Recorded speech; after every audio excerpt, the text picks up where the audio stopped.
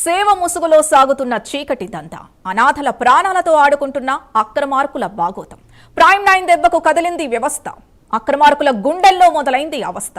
నిన్నటి వరకు 67 మరణాలకే ఉలిక్కిపడింది సమాజం. ఇప్పుడు బయటపడ్డ 83 మరణాల లెక్క చూస్తే రక్తం మరిగిపోవడం ఖాయం. రాష్ట్రపతి భవన్ నుంచి జాతీయ మానవ హక్కుల కమిషన్ దాకా చేరిన ఈ మహాపాపం ప్రైమ్ 9 ఎక్స్క్లూసివ్ ఫాలోఅప్ ఇన్వెస్టిగేషన్ లో బట్టబయలైన మరో పచ్చి నిజం. అమ్మా నాన్న అనాథాశ్రమంలో అరాచకాలపై కదలిక వచ్చింది. ఓ సామాజిక కార్యకర్త ఫిర్యాదుతో రాష్ట్రపతి భవన్ స్పందించింది. జాతీయ మానవ హక్కుల కమిషన్ ను విచారించాలని ఆదేశించింది. ఆ వివరాలు ఇప్పుడు చూద్దాం.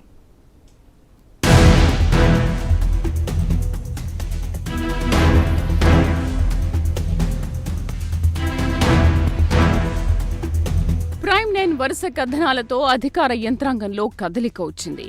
నిన్నటి వరకు ఆశ్రమంలో ఎవరు చనిపోయినా కనీసం పంచనామా లేదు, పోస్ట్ మార్టం ఊసే లేదు.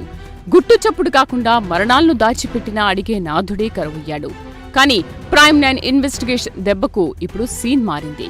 అప్పటినుంచి ఆశ్రమంలో ఏ ఒక్కరు చనిపోయినా తప్పనిసరిగా పోలీసులకు సమాచారం ఇవ్వడం, ఎఫ్ఐఆర్ నమోదు చేయడం జరుగుతోంది. ఇది ముమ్మాటికి ప్రైమ్ 9 ఇంపాక్ట్. అయితే ఇప్పుడు ఎఫ్ఐఆర్లు కడుతున్న పోలీసులు గతంలో అనాథలు ప్రాణాలు వదిలిన ఆ పాత మరణాల సంగతేంటి?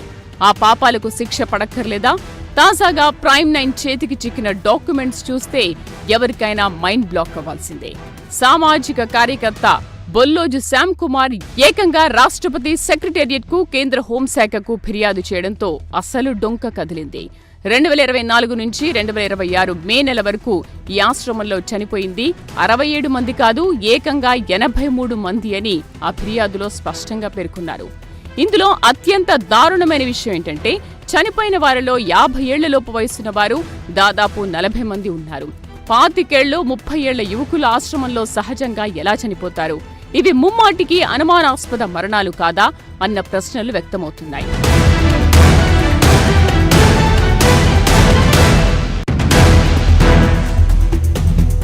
చట్టాలను తుంగలో తొక్కడంలో ఈ ఆశ్రమ నిర్వాహకులు పీహెచ్డీ చేశారు. మెంటల్ హెల్త్ కేర్ యాక్ట్ 2017 ప్రకారం మానసిక రోగులను చేర్చుకోవాలంటే ఖచ్చితమైన నిబంధనలు, రిసెప్షన్ ఆర్డర్లు ఉండాలి. కానీ 2010 నుంచి కనీస అనుమతులు లేకుండా, న్యాయపరమైన ఆదేశాలు లేకుండా అభాగ్యులను అక్రమంగా నిర్బంధించారు. అంతకంటే దారుణం ఏంటంటే మానసిక స్థితి బాగున్న వారిని కూడా మానసిక రోగులతో కలిపి ఒకే గదిలో బంధించారు.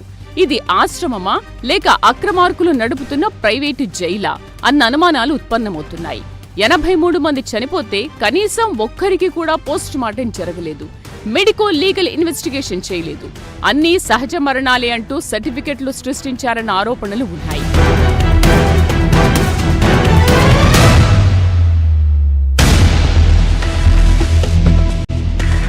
స్థానిక అధికారులు పట్టించుకోకపోవడంతో ఇప్పుడు ఈ వ్యవహారం ఢిల్లీకి చేరింది. కేంద్ర హోంశాఖ, జాతీయ మానవ హక్కుల కమిషన్ రంగంలోకి దిగాయి. ఈ 83 మరణాలపై సిట్ లేదా జ్యుడిషియల్ విచారణ జరపాలని రాష్ట్రపతి సెక్రటేరియట్ కు ఫిర్యాదులు వెళ్లాయి. దేశవ్యాప్తంగా ఇలాంటి ఆశ్రమాలపై ఆకస్మిక తనిఖీలు చేయాలన్న డిమాండ్ వినిపిస్తోంది.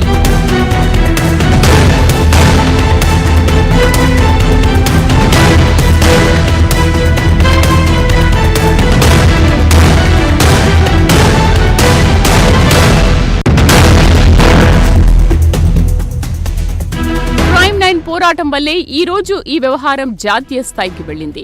అక్రమంగా నిర్బంధించిన వారిని తక్షణమే రక్షించి పునరావాసం కల్పించాల్సిన బాధ్యత ప్రభుత్వంపై ఉంది. ప్రైమ్ 9 సూటిగా అడుగుతోంది, ఆ 83 మంది మరణాలకు బాధ్యులు ఎవరు?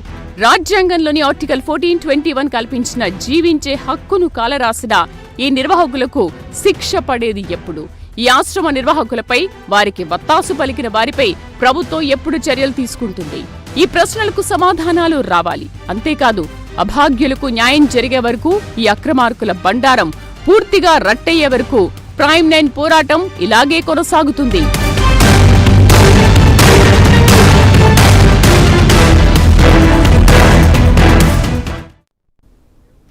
చూసారుగా, అమ్మా నాన్న పేరుతో సాగుతున్న ఆర్థిక అక్రమాలకు చెక్ పడుతోంది. ఈ ఆశ్రమం వ్యవహారం ఢిల్లీ దాకా వెళ్ళింది. అంతేకాదు, ఇలాంటి ఆశ్రమాలపై తనిఖీల ఉచ్చు బిగుస్తోంది. ఇదంతా ప్రైమ్ 9 న్యూస్ బయటపెట్టిన ఆశ్రమం అక్రమాల బాగోతం వల్లే జరిగింది. అంతేకాదు, గట్టు శంకర్ అలియాస్ శంకర్ గురూజీ గుట్టంతా కదులుతోంది. ఈ వ్యవహారంపై మరింత విశ్లేషణను మా ఎడిటర్ రాజు, క్రైమ్ బ్యూరో చీఫ్ కుమార్ అందిస్తారు. రాజు, చెప్పండి, మీరు ఈ ఆశ్రమానికి సంబంధించి ప్రైమ్ 9 కి అందించిన సమాచారం పూర్తిగా విశ్లేషిస్తున్నారు. ఇదంతా అనాథల నోటి కాడి కూడు తీయడానికి కాదు, అనాథల పేరిట సాగుతున్న అక్రమార్కుల భరతం పట్టడానికి అని ఎన్నోసార్లు చెబుతూనే ఉన్నాం. ఇప్పుడు ఏకంగా ఈ ఫిర్యాదులు రాష్ట్రపతి వరకు వెళ్ళాయి. దీన్ని ఎలా చూడాల్సిన అవసరం ఉంది? ఖచ్చితంగా సింధు, ఒకటి ఇక్కడ మనం తెలుసుకోవాల్సినటువంటి విషయం ఏంటంటే, అమ్మా నాన్న అనాథాశ్రమం మీద మనం వరుసగా రాస్తున్నటువంటి కథనాలు కావచ్చు, ఇన్వెస్టిగేషన్ కావచ్చు, కారణం ఒకటే. ఏంటి అంటే, వాస్తవంగా అక్కడ జరుగుతున్నటువంటి అరాచకాలను, అక్రమాలను, అలాగే ఆర్థిక పరమైనటువంటి అస్తవ్యస్తమైనటువంటి దోపిడీని అడ్డుకోవాలి అనేటటువంటి ఏకైక లక్ష్యంతో ప్రైమ్ 9 న్యూస్ వరుస కథనాలు ప్రసారం చేస్తోంది. సాక్ష్యాధారాలతో కూడినటువంటి కథనాలను ప్రసారం చేసింది. ఏ స్థాయిలో అక్కడ ఆర్థిక పరమైనటువంటి అక్రమాలు జరిగినటువంటి అంశాలన్నింటినీ కూడా ప్రైమ్ 9 న్యూస్ వెలుగులోకి తీసుకురావడం జరిగింది. అయితే ప్రైమ్ 9 న్యూస్ ఎప్పుడైతే ఈ అంశాలను బయటపెట్టిందో, అక్కడ ఉన్నటువంటి ఎవరైతే నిర్వాహకుడు గట్టు శంకర్ ఉన్నారో ఆయనకి ఇగో హర్ట్ అయింది. చేసినటువంటి తప్పులన్నీ కూడా మర్చిపోయి ఆయన ఏదో అక్కడ ఈ ఆశ్రమాన్ని నిర్వహించేటటువంటి ఒక మహానుభావులాగా ఆయన ఊహించేసుకొని, ఆయన ఒక శంకర్ గురూజీని అని చెప్పేసి ఆయన ఒక గురుతత్వాన్ని ఇచ్చేసుకొని ఆయన ప్రైమ్ 9 న్యూస్ మీద అవాకులు చవాకులు పెంచడం, అంతేకాకుండా ప్రైమ్ 9 న్యూస్ మీద కొన్ని వీడియోలను తయారు చేసి ఆయనకు సంబంధించిన సొంత యూట్యూబ్ ఛానల్స్లో రిలీజ్ చేయడం జరిగింది. కానీ మనం కొన్ని ప్రశ్నలు అడిగాం ఆయన్ని. ఏదైతే అక్కడ ఆర్థిక పరమైనటువంటి అంశాలకు సంబంధించి ఇన్ని కోట్లు వస్తే ఇన్ని కోట్ల రూపాయలు మాత్రమే ఎందుకని దుర్వినియోగం చేశారు అని మనం అడిగినటువంటి ప్రశ్నకు సమాధానం లేదు. ఆ రోజు నుంచి ఈ రోజు వరకు ఊసే లేకుండా పోయాడు. కానీ రకరకాలైనటువంటి అంశాలతో ఇబ్బంది పడే ప్రయత్నం చేస్తున్నాడు. సరే, ఇవన్నీ కూడా పక్కన పెట్టేస్తే ప్రైమ్ 9 న్యూస్ వరుస కథనాలు ప్రసారం చేయడంతో ఈరోజు ఈ వ్యవహారం రాష్ట్రపతికి చేరింది. రాష్ట్రపతి దగ్గర నుంచి హోంశాఖ వచ్చింది. హోంశాఖ NHRCని దీని మీద విచారణ జరపాలని చెప్పేసి ఆదేశించింది. NHRC ఒక కేసు నమోదు చేసి విచారణ కూడా సంసిద్ధమైనటువంటి పరిస్థితిని మనం చూస్తూ ఉన్నాం. అంతేకాకుండా గతంలో అనేక రకాలైన అంశాలను కూడా వెలుగులోకి తీసుకొచ్చాం. సో ఈ వ్యవహారాన్ని అంతా కూడా మన కుమార్ క్రైమ్ బ్యూరో ఆయన దగ్గర నుండి చేసినటువంటి పరిస్థితి ఏంటి కుమార్? అసలు అమ్మా నాన్న అనాథాశ్రమం అసలు వాస్తవంగా మన ఉద్దేశం ఏంటి? అక్కడ జరుగుతున్న అక్రమాలు వెలుగులోకి తీసుకురావాలి, అక్కడ ఉన్నటువంటి అభాగ్యులకు మంచి జరగాలనే ఉద్దేశంతో మనం చేశాం. మరి ఇప్పుడు ఎందుకని ఈ గట్టు శంకర్ అనేటువంటి పర్సన్ అసలు ఏంటి అంటే, అక్కడ చాలా మంది చనిపోయారని చెప్తున్నారు. మనం సాక్ష్యాలు కూడా బయటపెట్టినటువంటి పరిస్థితి. అసలు నిబంధనల ప్రకారం ఒక అనాథాశ్రమంలో చనిపోతే ఆ చనిపోయినటువంటి విషయాన్ని తహసీల్దార్కి సమాచారం ఇవ్వాలి, ఆ తర్వాత పోలీసులకు సమాచారం ఇవ్వాలి, తర్వాత వచ్చేసి జనన మరణ రికార్డ్స్లో మున్సిపాలిటీ వాళ్ళకి సమాచారం ఇవ్వాలి. ఇవేమీ కూడా లేవు. సో RTA పత్రాలు కూడా మనం చూసాం. లేకపోయినా సరే అతను దాదాపు 66 మంది పైచులకు 68 మంది చనిపోయినటువంటి పరిస్థితి. సో వాళ్ళందరూ కూడా ఎక్కడ పూడ్చిపెట్టాడనే అనుమానాలు వ్యక్తమవుతాయి. అసలు ఏంటి, మీరు ఎలా చేశారు అంత ఇన్వెస్టిగేషన్? అయితే ముఖ్యంగా మొదటగా చెప్పాలంటే, అమ్మా నాన్న అనాథాశ్రమం ఈ పేరుతోని గట్టు శంకర్ మహాత్ముడిలాగా బయట ప్రపంచానికి కనిపించాడే తప్ప లోపల ఉన్న క్రూరత్వం మాత్రం బయట జనాలకైతే కనిపించలే. అయితే మొదటగా మనం చేసిన ఇన్వెస్టిగేషన్లోని ముఖ్యంగా అనాథలు అంటే అక్కడ మతిస్థిమితం లేని వాళ్ళు కావచ్చు, లేదా ఇంకోళ్ళు కావచ్చు, వాళ్ళందరూ అక్కడ పూర్తిగా అన్నం తింటున్నారా, 3 పూట్ల అన్నం తింటున్నారా లేదనే దానిపై మొదటగా మనం దృష్టి సాధించాం. అయితే ఎప్పుడైతే దీని మీద దృష్టి సాధించామో అక్కడ వచ్చే డొనేషన్స్ కానీ, లేదంటే మరొక విధంగా సరుకులు కానీ, లేదంటే ఇంకోటి అన్ని పక్కదారి పట్టడం మనం గమనించాం. అయితే దానిపై ఇన్వెస్టిగేషన్ ప్రారంభిస్తే ఆఖరికి అన్నం దగ్గర నుంచి శవాల వరకు గుట్టు మొత్తం కూడా బయటకు వచ్చింది. అయితే ముఖ్యంగా ఇప్పుడు మనం RTA ద్వారా అప్లై చేసుకొని కొన్ని సేకరించాం. అయితే దాంట్లో ప్రధానంగా చూసుకుంటే మరణాలు అసలు ఎందుకు జరుగుతున్నాయి? మరణాలు కేవలం 35 ఏళ్ళు లేదా 40-50 ఏళ్ల లోపు ఉన్న వాళ్ళే ఎక్కువ మంది చనిపోయారు. అసలు వాళ్ళ మరణాలు ఎందుకు సంభవిస్తున్నాయి? అసలు ఆ మరణాలకు సంబంధించి ఆ రికార్డ్ ఏమైంది?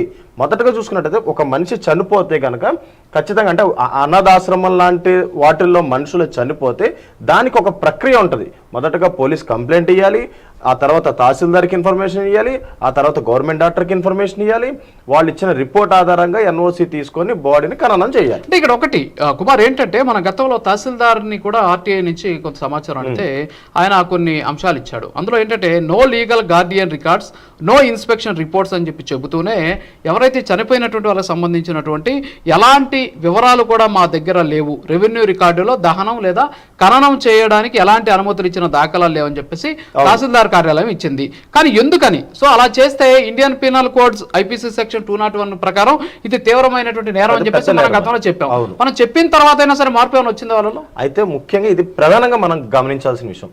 ఎప్పుడైతే అక్కడ మనుషులు చనిపోయారో అంతకు ముందు వరకు అక్కడ ఒక రికార్డ్ అనేది లేదు, వాళ్ళు ఎందుకు చనిపోయారో లేదు, అసలు ఏ హాస్పిటల్లో ట్రీట్మెంట్ చేయించారు. ముఖ్యంగా ఆశ్రమంలో కూడా ఒక క్లినిక్ ఉంది, అసలు అందులో డాక్టర్లు ఎవరు, వాళ్ళు చదివిన వాళ్ళ చదవలేని వాళ్ళ అనే విషయం కూడా ఎవరికీ తెలియదు.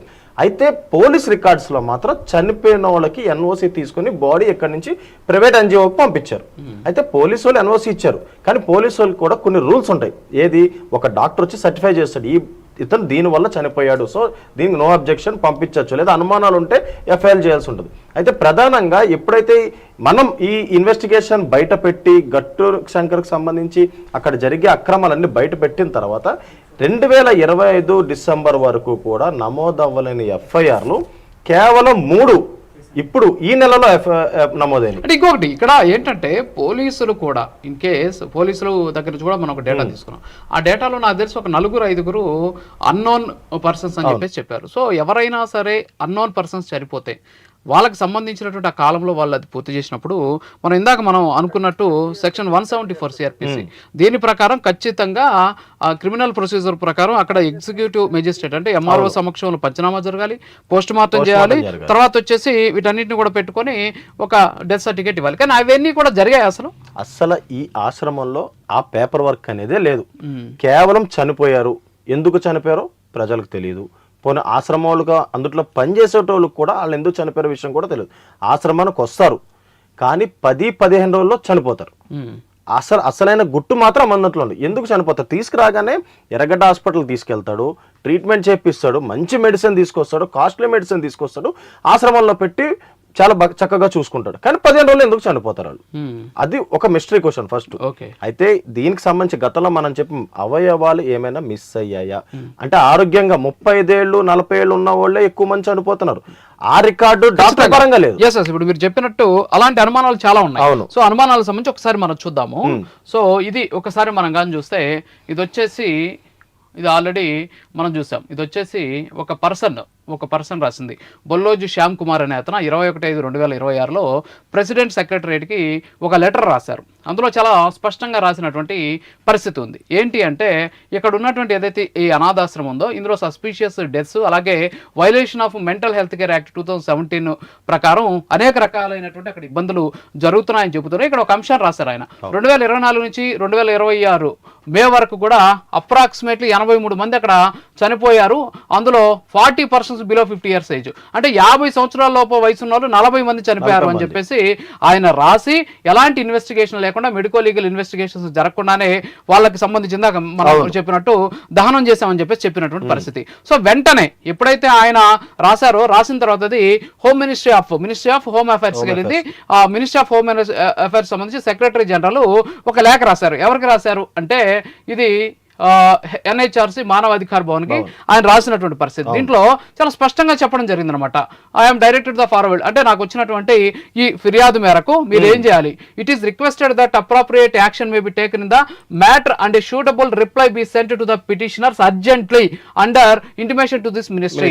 మీరు అర్జెంట్ అనేటటువంటి పదాన్ని ఇక్కడ వాడినటువంటి పరిస్థితి. అంటే ఏ రకంగా అంటే ఒక రకంగా చెప్పాలంటే ఒక అనాథాశ్రమం నిర్వహించాలి, ఒక మెంటల్ కి సంబంధించి అంటే మెంటల్ హెల్త్ కి సంబంధించినటువంటి దాన్ని నిర్వహించాలంటే ఖచ్చితంగా యాక్ట్ ప్రకారం కొన్ని నామ్స్ ఉంటాయి. అంటే అందరినీ ఒకే చోట వేయకూడదు అనేసి కూడా ఉంది. సరే ఇదంతా కూడా పక్కన పెడితే మనం ఇప్పుడు ఇది చూసాం. సో వెంటనే ఇది రాసిన తర్వాత వెంటనే వాళ్ళు దీని మీద ఎంక్వైరీకి కాల్ఫర్ చేసినటువంటి పరిస్థితి. ఎంక్వైరీ కాల్ఫర్ చేసిన వెంటనే ఏం చేసిందంటే ఇక్కడ మనం చూడొచ్చు ఎన్హెచ్ఆర్సీకి సంబంధించి నేషనల్ హ్యూమన్ రైట్స్ కమిషన్ ఏం చేసింది, దీని మీద ఒక కేసు నమోదు చేసింది. 466/36/0/2026 కింద 5/6/2026 కేసు నమోదు చేసింది. కేసులో ఇక్కడ చూడాల్సింది ఏంటి అంటే అన్ఐడెంటిఫైడ్ ఇన్మేట్స్ అంటే మిస్సింగ్ మెంటల్లీ ఇల్ చైల్డ్. సో ఎలా మిస్ అయిపోతాడు అంటే ఎలా ఇక్కడ నుంచి మిస్ అయ్యాడు, ఇక్కడ ఎందుకని ఇలాంటి పరిస్థితి జరిగింది, ఎందుకని అతను చనిపోవాల్సి వచ్చింది, ఎందుకని అతను మిస్ అవ్వాల్సి వచ్చింది. సో దీని మీద ఇందాక మీరు అన్నారు, ఒక మాట అన్నారు ఏంటి అంటే ప్రైమ్ 9లో వరుస కథనాలు రాసిన తర్వాత ఒక అద్భుతం జరిగింది అనుకోవచ్చు మనం. ఎస్, ఇది అద్భుతం ఏంటిది అసలు? అయితే ఇది ముఖ్యంగా ఇది ఒక ఎఫ్ఐఆర్ రిపోర్ట్.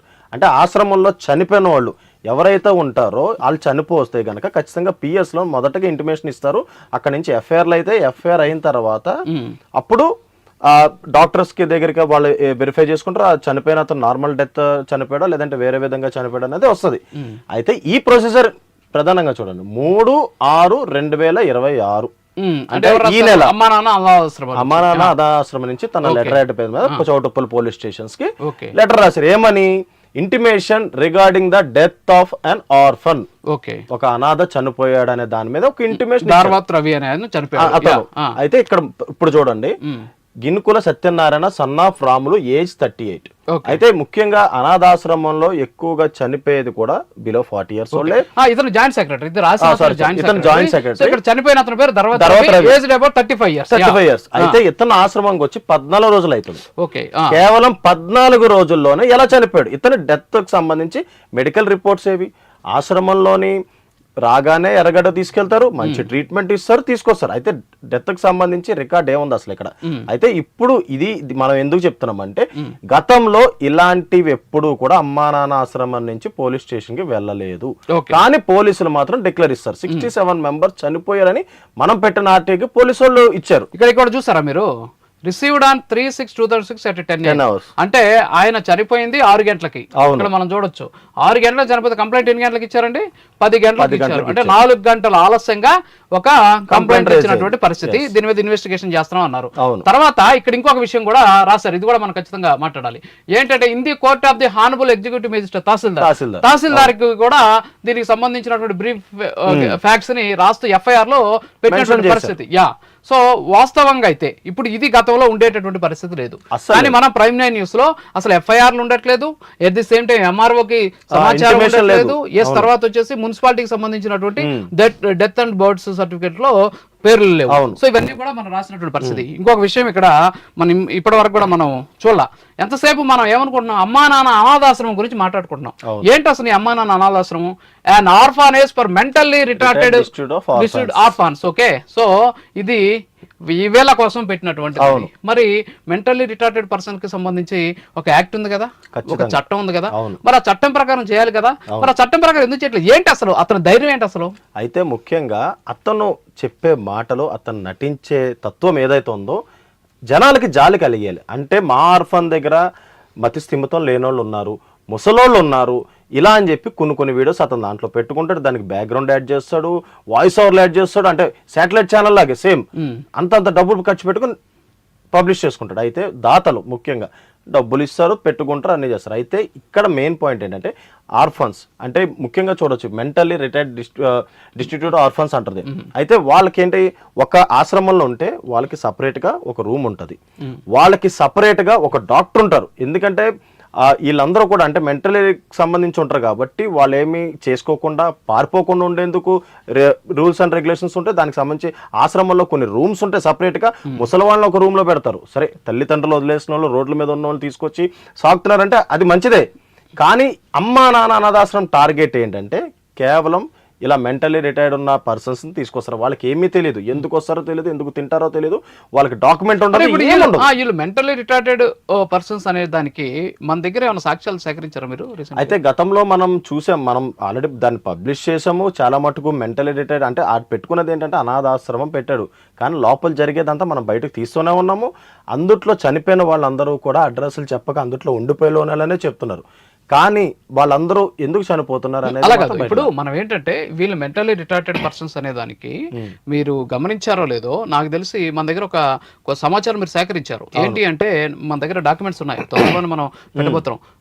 పెన్షన్స్ కి సంబంధించి, పెన్షన్స్ కి సంబంధించి అక్కడ కూడా వృద్ధాప్య పెన్షన్ వాళ్ళు తీసుకోవాలా, కేవలం మెంటల్ రిటైర్డ్ అని. అది కూడా ఎందుకు, దాంట్లో వచ్చే అమౌంట్ ఎక్కువ. అదే వృద్ధాప్య పెన్షన్స్ అంటే ఇక్కడ గవర్నమెంట్ ఇచ్చే అమౌంట్ తక్కువ. ప్రతి ఒక్కళ్ళు 60 years ఉన్న వాళ్ళు మెంటల్ రిటైర్డ్, 35 years ఉన్న వాళ్ళు మెంటల్ రిటైర్డ్, 25 years ఉన్న వాళ్ళు కూడా దాంట్లో మెంటల్ రిటైర్డ్. అయితే మరి మనం ఇంకా దాని మీద పూర్తిగా అవగాహన చేసాం. దానికి సంబంధించిన పేపర్ డాక్యుమెంటేషన్ సంబంధించి త్వరలో ఆ పెన్షన్స్ కి సంబంధించి అసలైన గుట్టు, ప్రభుత్వ సొమ్ము ఏ విధంగా గట్టు శంకర్ తిన్నాడు అనేది ఖచ్చితంగా బయటకు రాబోతుంది. ఖచ్చితంగా ప్రేక్షకులు అన్ని చూస్తారు దానికి సంబంధించి. అయితే ఈ మెంటల్ రిటైర్డ్ సంబంధించి మనం మాట్లాడుకుంటే దానికి కొన్ని రూల్స్ అండ్ రెగ్యులేషన్స్ ఉంటాయి, ఒక్కటి కూడా పాటించలేదు. ఎందుకంటే అందులో ఉన్న డాక్టర్ ఎంబీబీఎస్ డాక్టరా ఆర్ఎంపీ డాక్టరా అనేది కూడా ఇప్పటివరకు ఎవరికి తెలియదు. యా కేవలం ఇంజెక్షన్ చేస్తారు, పడుకుంటారు. ఓకే, దీనికి సంబంధించి కూడా especially mental health care act 2017 సంబంధించి ఇన్ని వైలేషన్స్ జరిగాయని చెప్పేసి రాష్ట్రపతి భవన్లో కరెంట్ స్టేటస్ అండర్ ప్రాసెస్ ఉంది. ఒక కన్సర్న్ ఆఫీసర్ కూడా ఉన్నారు ఇక్కడ. ఆఫీసర్ నేమ్ వచ్చేసి Ashok Kumar, under secretary. So ఆయన ప్రెసిడెంట్ సెక్రటరియట్ లో ఉంటారు. సో ఆయన రాసి ఆయన్ని దీనికి కన్సర్న్ పర్సన్. ఏంటి ఇప్పుడు ఎన్హెచ్ఆర్సీ ఆల్రెడీ ఇక్కడ మనం చూసాం ఒక కేసును కూడా నమోదు చేసినటువంటి పరిస్థితి. ఈ ఏదైతే మినిస్ట్రీ ఆఫ్ హోమ్ అఫైర్స్ కూడా దీని మీద సీరియస్ గా ఉంది. ఏంటంటే ఇక్కడ ఉన్నటువంటి అధికారుల్ని, ఇక్కడ ఉన్నటువంటి వ్యవస్థను మేనేజ్ చేయగలిగినాడు ఓకే అనుకుంటే, ఫర్ ఎగ్జాంపుల్. ఎందుకంటే ఇన్ని సంవత్సరాలు నడుస్తుంది, కొన్ని నిబంధనలు పాటించలేదు. తర్వాత మనం ఇందాక చెప్పినటువంటి ఆ 3 సెక్షన్లు, అంటే చనిపోతే తహసీల్దార్ సమాచారం ఇవ్వాలి, పోలీసులు సమాచారం ఇవ్వాలి, బర్త్ అండ్ డెత్ సర్టిఫికేట్ సంబంధించి డెత్ సర్టిఫికేట్లు తీసుకోవాలి, ఇవన్నీ కూడా లేనటువంటి పరిస్థితి. అయినా సరే ఆయన ఆశ్రమాన్ని భారీగా నడుపుకున్నాడు. ఇంకోటి ఏంటంటే ముఖ్యంగా ఈ అనాథలు కావచ్చు, ఎస్పెషల్లీ ఈ ఎవరైతే ఈ మానసిక వికలాంగులుగా ఉన్నటువంటి వాళ్ళు ఉంటారో వాళ్ళకి సంబంధించినటువంటి ఫేసెస్ కూడా బయటకు చూపించకూడదు అనేటువంటి ఒక నిబంధన ఉంది. కానీ ఈయన ఆ ఫేసుల మీద వ్యాపారం చేస్తున్న పరిస్థితి కదా. సో ఇప్పుడు ఈ ఎన్హెచ్ఆర్సీ ఇది ఆల్రెడీ కేసు నమోదైంది కాబట్టి సో ఎలాంటి చర్యలు ఉండేటువంటి అవకాశం ఉన్నాయంటారు? ఖచ్చితంగా ఇప్పుడు ఎన్హెచ్ఆర్సీకి ఒక కంప్లైంట్ వెళ్ళిందంటే మినిమం 1 week to 10 days దాన్ని రిజాల్వ్ చేయాల్సిన అవసరం ఉంటుంది. ఎందుకంటే ఇది ప్రెసిడెంట్ దగ్గర నుంచి స్పందన రావడం వల్ల. అయితే హైదరాబాద్లో ఒక చౌటుప్పల ప్రాంతంలోని ఒక 10 ఎకరాల్లో లేదా 5 ఎకరాల్లో ఉన్న ఆ అమ్మ నాన్న ఆశ్రమం ఢిల్లీ సంబంధించి ప్రెసిడెంట్ దగ్గర ఇన్ఫర్మేషన్ వెళ్ళింది. అంటే ఎంత పెద్ద మొత్తంలోని ఈ ఇక్కడ అక్రమాలు జరిగాయి, ఎంత పెద్ద మొత్తంలో డొనేషన్స్ వెళ్ళాయి. అయితే డొనేషన్స్ రూపంలోనే డబ్బు కాదు, శవాల దగ్గర డబ్బు, తర్వాత సరుకుల దగ్గర డబ్బు, తర్వాత అక్కడున్న ఎక్విప్మెంట్స్ మీద డబ్బు, మొత్తం ఆఖరికి అక్కడ ఉన్న గుడి దగ్గర కూడా డబ్బే. అంటే మనం చూసాం కదా ఆల్రెడీ, నాకు తెలిసి 2 సంవత్సరాలకు సంబంధించిన బ్యాలెన్స్ షీట్లు కూడా మనం బయట పెట్టాం. ఈ బ్యాలెన్స్ షీట్ లో కూడా మొత్తం డేటా అంతా కూడా బయటకు వచ్చింది కదా. ఆ డేటా అందులో చాలా స్పష్టంగా చెప్పారు. దాదాపు ఒక సంవత్సరం అయితే 14 కోట్లు వస్తే దాంట్లో 2 కోట్లు 3 కోట్లు వాళ్ళకి అవసరమైన భోజనానికి పెట్టారు. మిగతా 11 కోట్లు ఏమైపోయినంటే ఇష్టానుసారమైనటువంటి లెక్కలు కూడా రాసుకున్నటువంటి పరిస్థితి. సో ఇలాంటి పరిస్థితుల్లో అసలు ఇలాంటి ఆశ్రమాలు కేవలం అమ్మా నాన్న అనాథాశ్రమే కాదు, ఇప్పుడు ఖచ్చితంగా ఈ మాఫియా లాగా అంటే ఇలాంటి రూపంలో చేసేటటువంటి ఆశ్రమాలు ఏవైతే ఉంటాయో వాటి మీద ఖచ్చితంగా చర్యలు తీసుకోవాల్సిన అవసరం ఉంది. వాటి మీద కూడా ఎంక్వైరీ చేయండి, వాటి మీద కూడా కంప్లీట్ రిపోర్ట్ ఇవ్వండి అని చెప్పేసి కూడా చెప్పినట్టు తెలుస్తుంది. ఏమంటారు మీరు? అవును, ఖచ్చితంగా. అయితే ముఖ్యంగా ఇలాంటి ఆశ్రమాలు ఏవైతే ఉన్నాయో కొన్ని పెయిడ్ ఆశ్రమమ్స్ ఉంటాయి. వాళ్ళకి టైం టు టైం రికార్డ్స్ ఉంటాయి, పేపర్ వర్క్ ఉంటుంది, అన్నీ ఉంటుంది. చనిపోతే వాళ్ళకి ఇన్ఫర్మేషన్ ఇచ్చి పంపిస్తారు. కానీ ఇలాంటి ఆశ్రమమ్స్ గట్టు శంకర్ మొదటి నుంచి చెప్పేది ఏంటంటే 5 సంవత్సరాల వయసులోనే దేవుడు కల్లోకి వచ్చి నీట్గా బాబు నువ్వు ఉన్నదే సేవ చేయడానికి నువ్వు సేవే చేయని చెప్పారు.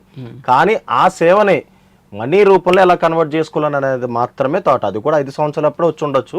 అయితే ఇప్పుడు ఆచరిస్తున్నారు దాన్ని. ఇప్పుడు ఏం చేస్తున్నాడు, ఇలాంటి ఆశ్రమాలు పెట్టడం, ఆ ఫేసులు బయటకు పెట్టడం. అసలు ఇప్పుడు అతను మనసుతో తీసుకొస్తున్నాడు, పెడదామనుకున్నాడు, 3 పూట్ల పెట్టాలి. కానీ కేవలం వాళ్ళని వీడియో రూపంలో చిత్రీకరించడం, బయట పెట్టడం, కేవలం జాలి చూపించి చాలా దారుణంగా ఉంటాయి. అంటే వాళ్ళు కళ్ళనీళ్ళు పెడుతుంటారు, తర్వాత వాళ్ళు భోజనం చేసేటటువంటి పరిస్థితులు, వాళ్ళకు ఉన్నటువంటి ఆరోగ్యానికి సంబంధించిన పరిస్థితులు, బ్యాక్గ్రౌండ్ మ్యూజిక్, అంటే చూసే వాళ్ళకి హృదయం ద్రవింపజేసేలాగా. అంటే వాళ్ళ కన్నీటి మీద దోచుకొని తను గట్టు కన్స్ట్రక్షన్స్ కు ఒక 70 లక్షల చిల్లర ఎంతో పంపించుకున్నాడు కదా. అంటే ఏంటి వాళ్ళ కన్నీటి మీద ఈయన ఆస్తులు సంపాదించుకుంటూ పోతారు. ఖచ్చితంగా. ఎందుకంటే ఇప్పుడు మీరు అన్నట్టు గట్టు కన్స్ట్రక్షన్ 70 లక్షలు పంపించాడు. ఎందుకు పంపించాడో 4 కోట్లు పంపించినట్టు చెప్పాడు. దానికి లెక్క ఉందన్నాడు. ఇప్పటి వరకు బయటకు రాలే. ఖచ్చితంగా ఎన్హెచ్ఆర్సీ దాన్ని బయటపడుతుంది, రికార్డ్ పరంగా బయటకు వస్తుంది. అయితే ఇంకా గట్టు కన్స్ట్రక్షన్స్ ఒకటే కాదు, గట్టు ట్యూన్స్, గట్టు ప్రొడక్షన్స్, అంటే సినిమా యావ కూడా గట్టు శంకర్కి చాలా ఎక్కువ ఉంది. అసలు అతని పేరు మీద భాగమేనా అది కూడా? కేవలం అందుట్లో ఐటమ్ సాంగ్స్ తప్ప ఏముండవు. మరి ఆ సేవ ఏ విధంగా ఉంటది, ఇప్పుడు అమ్మ నాన్న ఆశ్రమం సేవ ఏ విధంగా ఉంటుందో గట్టు శంకర్ బయటకు చెప్పాలి. ఓకే సరే, ఇప్పుడు ఇదంతా కూడా పక్కన పెట్టేస్తే అసలు ఏంటి ఇప్పుడు ఇది జరిగింది? ఓకే, ఏంటి ఈ పెన్షన్లకు సంబంధించింది కూడా ఏదో తొందరలో బయట పెడతాం కదా, మరి ఏంటి ఏముంది సమాచారం? అంటే జస్ట్ కనీసం కొంత ముఖ్యంగా ఏంటంటే మనం దీని మీద మొదటగా ప్రారంభించింది 3 పూట్ల అన్నం వెళ్తుందా లేదా అని ప్రారంభిస్తే ఆఖరికి గవర్నమెంట్ సొమ్ము ఏ విధంగా తినేస్తున్నాడు అనేది కూడా ఇప్పుడు బయటకు వచ్చింది. దాన్ని మొత్తం కూడా రెడీ చేశాను. ఖచ్చితంగా మరికొన్ని రోజుల్లో ఆ పెన్షన్కి సంబంధించి గవర్నమెంట్ సొమ్ము ఏ విధంగా తిన్నాడు, ఎంతమంది తిన్నాడు, చనిపోయిన వారిది తిన్నాడు, బతికున్న వాళ్ళది తిన్నాడు, అందుట్లో వయసు గల వాళ్ళది తిన్నాడు, ఆఖరికి పేర్లు మీరు నేను బయట పెట్టినప్పుడు మీరు చూడొచ్చు. ఆ పేర్లు ఎంత వింతగా ఉంటాయంటే ఆధార్ కార్డులు సృష్టిస్తారు. ఏ ఆశ్రమం వాళ్ళు ఇప్పటివరకు ఆధార్ కార్డులు సృష్టించారు? ఎందుకు సృష్టిస్తారు? వాళ్ళ సేవ చేయాలి, సేవ చేస్తారు. వాళ్ళకింత పబ్లిక్ రిలేషన్ లేదు, బయట ఇంత వీడియోస్ లేవు, ఏమీ లేవు. మరి వాళ్ళు సేవ్ చేస్తున్నారు. మరి అమ్మ నాన్న ఆశ్రమం ఎందుకు ఇంతలా వీడియోస్ రూపంలో బయటకు వస్తున్నాయో ఎవరికి అర్థం కావట్లేదు. అవి ఖచ్చితంగా మరి కొన్ని రోజుల్లోనే ఆ పెన్షన్స్ అనేది ఖచ్చితంగా బయట పెట్టే తీరుతాం. Okay, yeah, thank you Kumar. So మొత్తానికి మనం చూస్తే ఇక్కడ ఏదైతే సింధు ఓవరాల్గా ఈ అమ్మా నాన్న అనాథాశ్రమానికి సంబంధించినటువంటి వ్యవహారాన్ని చూస్తుంటే రోజు రోజుకు కొత్త విషయం బయటపడుతుంది. వాస్తవంగా మనం ఏం చేశాము, అమ్మా నాన్న అనాథాశ్రమంలో మన కుమార్ అండ్ టీం వెళ్ళి అక్కడ ఏం జరుగుతుంది అనేక ఫిర్యాదులు వచ్చాయి. సో వాటి మీద వీళ్ళు ఎంక్వైరీ చేసినటువంటి సందర్భంలో అక్కడ సరిగా అన్నం పెట్టట్లేదు ఏంటి అనేది బయటికి తీశారు. దాని మీద కథనాలు ప్రసారం చేశాం. కథనాలు ప్రసారం చేసిన వెంటనే గట్టు శంకర్ అనేటటువంటి పర్సన్కి ఎస్పెషల్లీ మీడియా రిలేషన్స్ ఎక్కువ ఉంటాయన్నమాట. సో కాబట్టి ఏం చేశాడంటే నా మీదే రాస్తారా, నా మీదే వార్త రాస్తారా అని చెప్పేసి పాపం రెచ్చిపోయి వెంటనే ఆయన మన మీద అంటే మీరు ప్రైమ్ 9 న్యూస్ మీద ఉల్టా ఆయన కొన్ని కథనాలు ప్రసారం చేసినటువంటి పరిస్థితి ఆయన యూట్యూబ్ ఛానల్లో. సో అప్పటి నుంచి అసలు ఇతను ఇంత ఈ స్థాయిలో ఎలా చేస్తున్నాడు అని ఫోకస్ పెడితే వాస్తవాలన్నీ బయటకు వచ్చాం. మనం చూపించాం. దాదాపు కూడా 2 సంవత్సరాలకు సంబంధించిన బ్యాలెన్స్ షీట్లు ఆయన వెబ్సైట్లోనే ఉన్నటువంటి చూపిస్తే దాదాపు ఆ 2 సంవత్సరాలకు సంబంధించి కూడా దాదాపు 27 నుంచి 28 కోట్లు ఆ 2 సంవత్సరాల్లో డొనేషన్స్ రూపంలో వస్తే దాంట్లో కేవలం ఖర్చు పెట్టింది 5-6 కోట్లు మాత్రమే ఖర్చు పెట్టాడు వాళ్ళకి అక్కడ భోజనాల కోసం. మిగతా మొత్తం ఆయన ప్రచారం కోసం, వెబ్సైట్ల కోసము, తర్వాత వచ్చేసి ప్రమోషన్స్ కోసము, తర్వాత వచ్చేసి అడ్వర్టైజ్మెంట్ల కోసము కొన్ని కోట్ల రూపాయలు ఖర్చు పెట్టారు. ఇవన్నీ కూడా పక్కన పెట్టేస్తే ఇందాక మనం అనుకున్నట్టు ఒక గట్టు కన్స్ట్రక్షన్స్ అని చెప్పేసి ఆయనకు ఒక కంపెనీ ఉంటే ఆ కంపెనీకి కూడా ఈ డబ్బునే తీసుకెళ్లిపోయినటువంటి పరిస్థితి. ఆ తర్వాత మరణాలకు సంబంధించి ఒక అనాథాశ్రమం నిర్వహిస్తుంటే ఆ అనాథాశ్రమంలో ఎవరైనా కానీ చనిపోయినటువంటి వాళ్ళకి సంబంధించిన సమాచారాన్ని ఖచ్చితంగా అక్కడ ఉన్నటువంటి మండల్ ఎగ్జిక్యూటివ్ మేజిస్ట్రేట్కి ఇవ్వాలి. సో ఆయన సమాచారం ఇవ్వాలి. సమాచారం ఇచ్చిన తర్వాత పోలీసులు కంప్లైంట్ ఇవ్వాలి. పోలీసులు అక్కడికి వచ్చి ఇంక్వెస్ట్ రిపోర్ట్ రాయాలి. నిజంగా వాళ్ళు ఎవరైనా ఎలా చనిపోయారు అనేటటువంటి దాని మీద అనుమానాలు ఉంటే పోస్ట్ మార్టం చేయాలి. చేసిన తర్వాత బాడీని వీళ్ళకి ఇవ్వాలి. ఇచ్చిన తర్వాత మున్సిపల్ ఆఫీస్కి వెళ్ళి మున్సిపల్ ఆఫీస్లో డెత్ అండ్ బర్త్ రికార్డ్స్ సంబంధించినటువంటి దాంట్లో చనిపోయినటువంటి వివరాలు నమోదు చేయాలి. తర్వాత డెత్ సర్టిఫికేట్ తీసుకోవాలి. సో ఇవి ఎక్కడ కూడా జరగాల. ఈ 3 శాఖలకు సంబంధించి ప్రైమ్ 9 న్యూస్ అలాగే కొన్ని ఆర్టీఐ పత్రాలను కూడా సేకరించడం జరిగింది. అందులో చాలా స్పష్టంగా చెప్పారు వాళ్ళు ఏంటి, ఒక పోలీసులు మాత్రమే ఎంతమంది చనిపోయారు అనేటటువంటి డేటా ఇచ్చారు. కానీ మున్సిపాలిటీ వాళ్ళ దగ్గరికి వెళ్తే మా దగ్గర ఒకరు మాత్రమే చనిపోయారు అప్పటి నుంచి ఇప్పటి వరకు అని మాత్రం మా దగ్గర రికార్డు ఉంది, ఒకరు మాత్రమే పుట్టారు అనే రికార్డు ఉంది అని చెప్పేసి వాళ్ళు ఇచ్చినటువంటి పరిస్థితి. ఇక ఎంఆర్ఓ దగ్గరికి పోతే, తహసీల్దార్ దగ్గరికి పోతే వాళ్ళు ఎక్కడ దహనం చేశారు, ఖననం చేశారు అనేటటువంటి రికార్డు మా దగ్గర లేదు అని చెప్పారు. కానీ ఎప్పుడైతే ప్రైమ్ 9 న్యూస్ ఇవన్నీ కూడా బయటపెట్టిందో అప్పటి నుంచి ఇందాక నేను చూపించినట్టు తహసీల్దార్ కంప్లైంట్లు ఇవ్వడము, ఆ తర్వాత పోలీసులు కంప్లైంట్లు ఇవ్వడము, తర్వాత ఎఫ్ఐఆర్లు కావడం ఇవన్నీ కూడా అప్పటి నుంచి జరగడం స్టార్ట్ అయింది. అంటే మరణాల మీద ఒక విచారణ జరగాలి, ఆర్థిక నేరాల మీద ఒక విచారణ జరగాలి. సో దీని మీద ఖచ్చితంగా ఐటీకి సంబంధించి కంప్లైంట్లు చేయబోతున్నారు. ఎందుకంటే ఐటీకి సంబంధించిన కంప్లైంట్ అంటే ఏ విధంగా ఆయన సెక్షన్ 8G ఏదైతే ఉన్నాయో దానికి సంబంధించిన పన్ను మినహాయింపులకు సంబంధించిన సెక్షన్స్ ఏవైతే ఉన్నాయో వాటిని వాడుకొని ఏ విధంగా ఆయన డబ్బులు సేకరించి వాటిని తీసుకెళ్లి వేరే వాటిలో ఏ విధంగా ఆయన పెట్టుబడులుగా పెట్టాడు, వాటిని తీసుకెళ్లి ఏ విధంగా ప్రమోషన్స్ కోసం వాడాడు అనే దాని మీద పూర్తి స్థాయి విచారణ జరిపేందుకు కూడా సంసిద్ధమవుతున్న పరిస్థితి. మరొక ఎన్హెచ్ఆర్సీ కూడా ప్రస్తుతానికి రంగంలోకి దిగింది కాబట్టి అక్కడ జరుగుతున్నటువంటి అన్ని వ్యవహారాలు కూడా త్వరలో వెలుగులోకి వచ్చే అవకాశాలు కనిపిస్తున్నాయి. Sindhu. Yes, right. Thank you Raju, thank you Kumar. చాలా డీటెయిల్డ్ ప్రెజెంటేషన్ అందించారు. అమ్మా నాన్న ఆశ్రమంలో అనాథలకు ఏ కష్టం రాకూడదన్నదే ప్రైమ్ 9 ధ్యేయం. వారి పేరున వచ్చే విరాళాల్ని మింగేస్తున్న అక్రమార్కుల పైనే ప్రైమ్ 9 పోరాటం. అనాథలకు, వృద్ధులకు నిజమైన న్యాయం, సేవలు అందే వరకు ఈ పోరాటం